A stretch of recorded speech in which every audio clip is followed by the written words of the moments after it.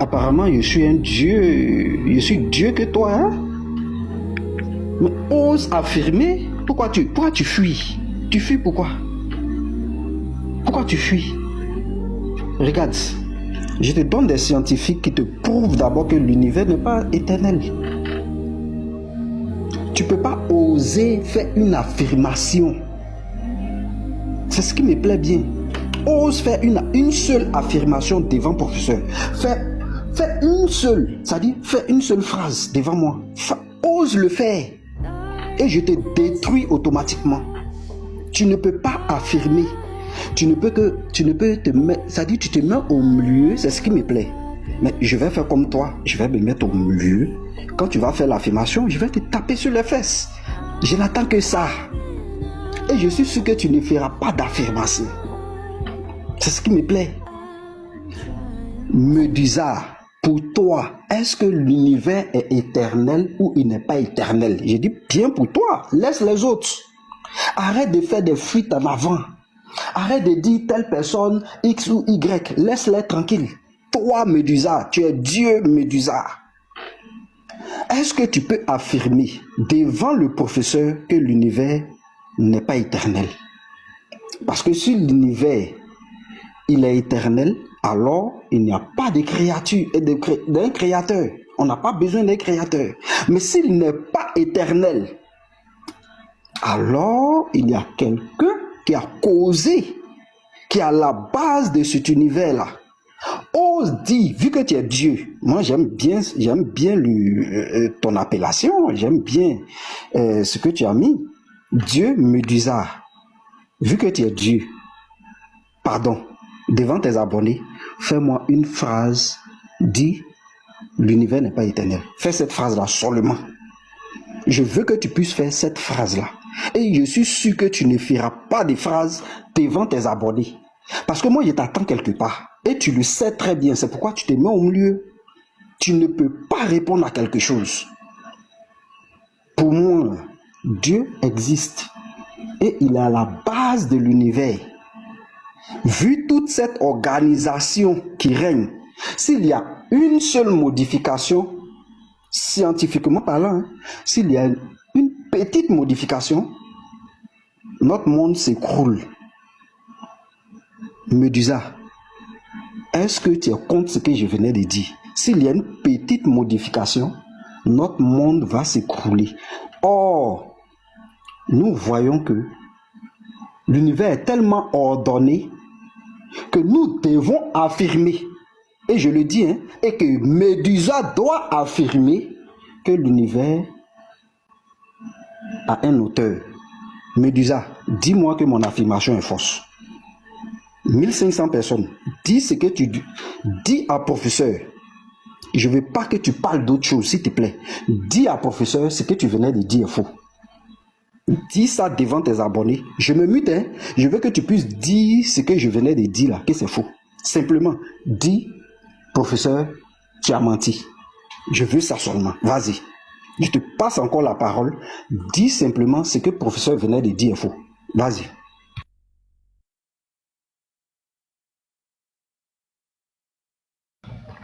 Bon, on voit très bien le niveau. Normalement, je devrais même arrêter le débat parce qu'il n'a pas le niveau. Mais bon, on va quand même le faire. Bon, premièrement, tu ne comprends pas les notions. Il ne comprend pas les notions de physique que je suis en train. De la même manière qu'il n'a pas compris les notions de logique, il ne comprend pas les notions de logique. Premièrement, les choses que tu es en train de dire, il est en train de les ramasser sur des sites internet qui font des résumés d'un livre qu'il a cité au départ. C'est un livre qui a été écrit par Olivier Bonacieux. C'est un livre qui n'est même pas sérieux sur le plan scientifique, qui a été publié dans des revues, dans des maisons d'édition qui font de la cosmologie. Hein, qu'est-ce que dit cosmologie? De l'astrologie, des gens qui font de l'astrologie.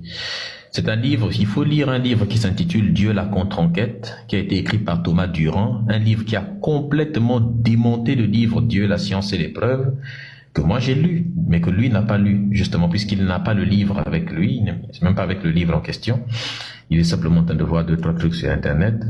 Dieu, la science et les preuves, un livre ridicule qui ne fait que faire de ce qu'on appelle du concordisme, n'est-ce pas, qui n'a rien de construit.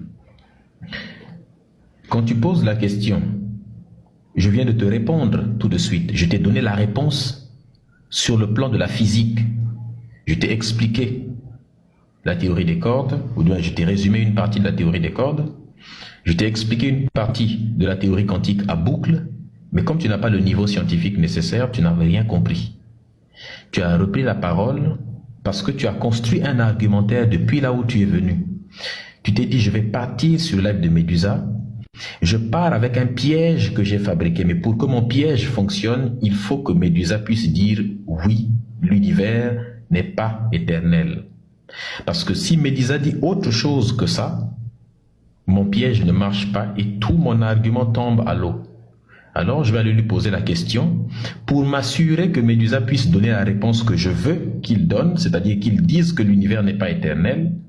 Je vais flatter l'ego de Médusa en disant, Médusa, ose dire ceci. Si tu oses, si tu fais ceci, comme ça, comme il a un amour propre, il a un ego, il va se dire, oh, moi, bon, je vais oser, on va voir ce qu'il va dire, tout ça là. Tout ça, c'est des trucs de gamins, des trucs de petits enfants. Tout le monde l'a compris que c'est ridicule. Tout le monde l'a vu, tout le monde l'a compris. C'est trop ridicule. Tu peux faire ça avec les musulmans là-bas, avec les chrétiens, d'autres chrétiens, vous débattez. Mais il faut parfois voir, il y a un niveau, nous ne sommes plus dans vos niveaux là. Il y a un niveau où tu te dis, avec moi, tu es obligé de t'élever.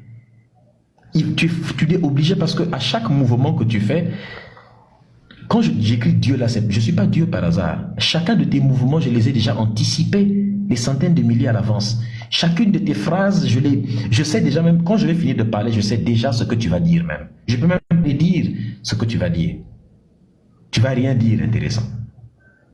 Donc, on va quand même essayer de te répondre même si tu ne comprends rien.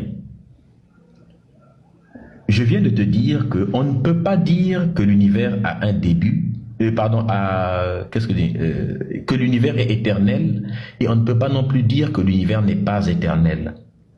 Éternel, l'éternité, c'est une notion qui est d'abord qui est religieuse. Mais si on veut l'appliquer à la science, on dira à ce moment-là, est-ce que l'univers n'a jamais eu, n'est-ce pas, de véritable début? À ce moment-là, ça pose déjà un problème. Si c'est éternel, ça veut dire que ça n'a pas de début, ça n'a pas de fin.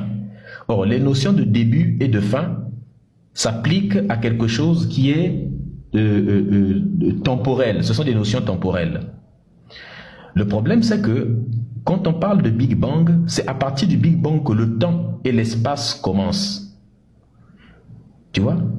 L'espace et le temps commencent à partir du Big Bang. Donc, on ne peut même pas déjà parler d'avant ou d'après le Big Bang pour parler de notion d'éternité. Parce que l'éternité implique la notion du temps. Or, cet univers a commencé avec le Big Bang, mais il y a quelque chose qui a déclenché le Big Bang. N'est-ce pas? Quelque chose qui est à l'origine du Big Bang. Et la chose qui est à l'origine du Big Bang, on est en train de l'étudier. Donc, nous sommes en train d'étudier le début de notre univers pour savoir qu'est-ce qui en a provoqué le début. Et si on sait ce qui a provoqué le début de l'univers, on saura alors que notre univers n'est qu'une conséquence de quelque chose qui est lui-même existé. Donc l'univers n'est pas éternel en tant que tel, puisque lui-même est la conséquence de quelque chose. Et cette cause-là, nous ne la connaissons pas encore. Cet état, on appelle ça le mur de Planck, cet état qui exprime ce qu'il y a, entre guillemets, je vais utiliser les termes juste pour les besoins de langage, avant le Big Bang et après le Big Bang, même si les notions d'avant et après, là c'est un peu compliqué puisque, vous connaissez, l'espace et le temps commencent à partir de là. Donc on ne peut pas dire si l'univers est éternel ou pas. D'ailleurs, on ne sait pas si l'univers aura une fin en tant que tel. Tout ce qu'on peut faire, c'est essayer de prédire, mais si on suit la logique, quand je t'ai expliqué la théorie quantique à boucle, eh bien, il peut y avoir soit un Big Crunch, il y a même des théories scientifiques qui parlent de Big Freeze. N'est-ce pas? Il y aurait peut-être, une fois que l'univers va tellement s'expandre, eh bien, la distance entre les galaxies, entre des corps célestes, entre les étoiles va être tellement grande que, après plusieurs milliards d'années, eh bien, l'univers aura consommé toute son énergie et donc elle deviendra va rentrer dans un grand froid total.